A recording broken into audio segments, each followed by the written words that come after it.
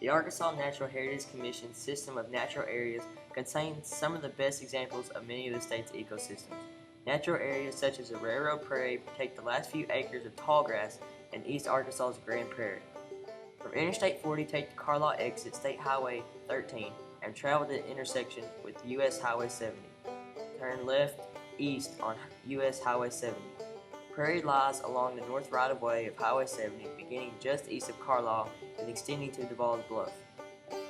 The Railroad Prairie Natural Area occupies portions of the abandoned right-of-way of the former Chicago, Rock Island, and Pacific Railroad along the US Highway 70 between Carlisle and Duval's Bluff.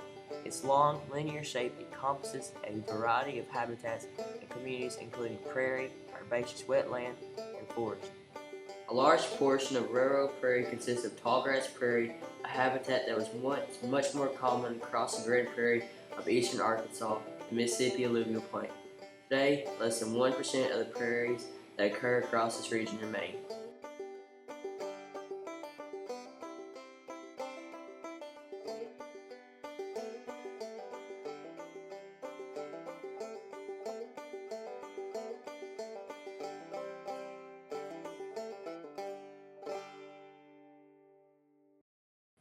Characteristics. Part of the prairie has been little disturbed and dominated by a grass species typical of tallgrass prairies such as big bluestem, little bluestem, and Indian grass. Along with grasses, the natural area contains diverse complement of forbs including narrow-leaved sunflower, long-bracted wild indigo, and butterfly weed. The natural area also provides a critical habitat for those several species now considered rare throughout the state.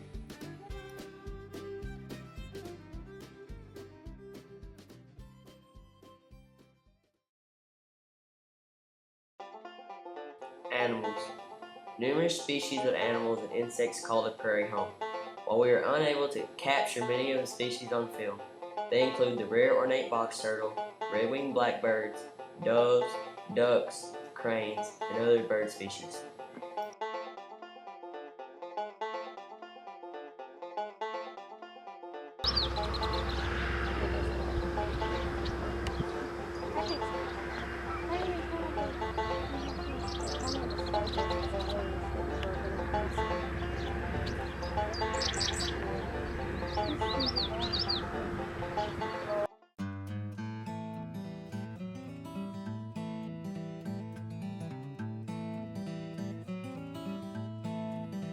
Trees, flowers, and plants.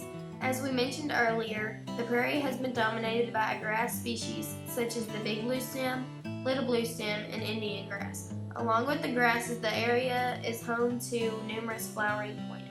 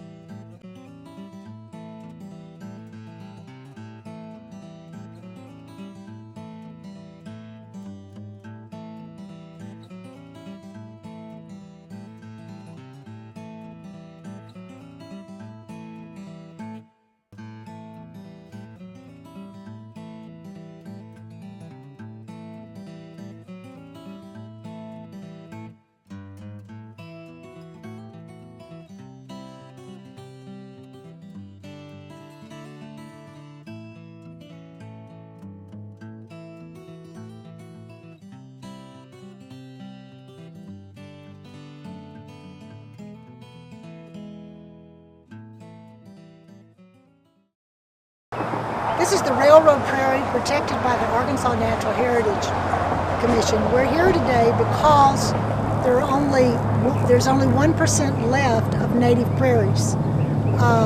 Prairies have to be regularly burned to control the woody plants that invade them. Historically, prairies burn because of lightning and Indians set fire to them.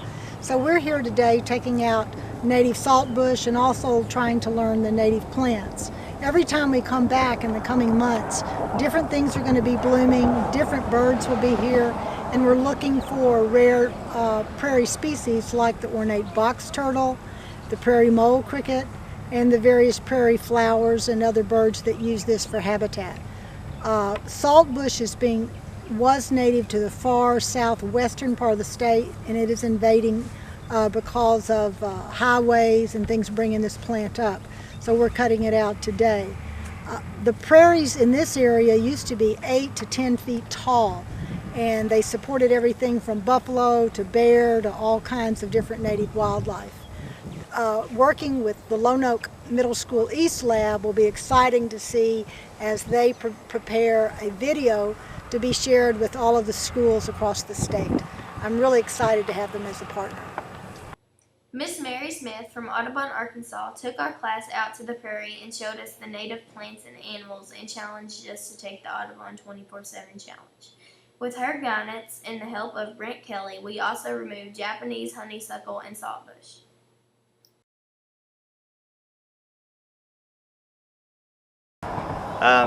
Well, today we're cutting down saltbush and spraying a herbicide called glyphosate on it, and that is just the herbicide found in Roundup. It's also found in other chemical or other pesticides or herbicides now that Roundup has lost its patent, such as Big and Tough and a few others. But so we're cutting down saltbush, and then we spray the glyphosate on the portion that is still continuing on into the ground. And what the glyphosate is basically it's a type of detergent, and that just simply put cuts off the flow of nutrients up and down the xylem and phloem of the plant. And out here it eventually penetrates to the roots and will kill the plant outright. And out here it's really important to control saltbush because it's becoming a big nuisance. In a prairie restoration site, you want to have species that belong here, and so the more we can do to get rid of saltbush, the better off we are. Many of Arkansas's natural areas exist as islands of natural habitat in a sea of disturbed land. What happens, or in some cases does not happen, on surrounding lands can have a profound impact on the area's ecological integrity. As a result, the lands cannot be fenced in and ignored. Long-term viability of remnant ecosystems requires active and sound management to offset the often negative influences of surrounding land uses. Human influences have so interrupted natural ecological processes that some natural areas require restoration.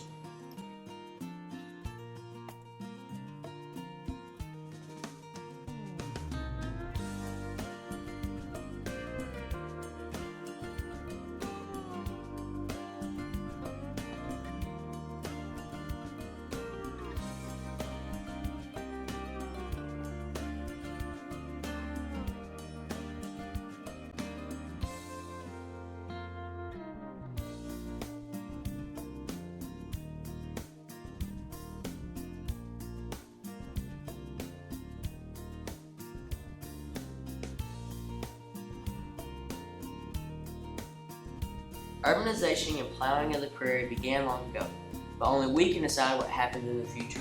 Lands in the system of natural areas belong to all Arkansans. Natural areas represent some of the only opportunities that present and future generations will have to experience what Arkansas was like before settlement. They also represent vital habitat for a host of animal and plant species. Arkansas's natural areas are more than just a glimpse into the past or a last refuge for rare species. What these areas can provide are blueprints for the understanding of how Arkansas's ecosystem originally functioned.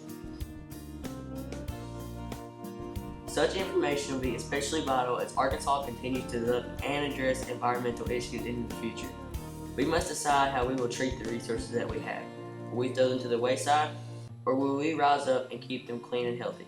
Our decisions today will impact our future forever.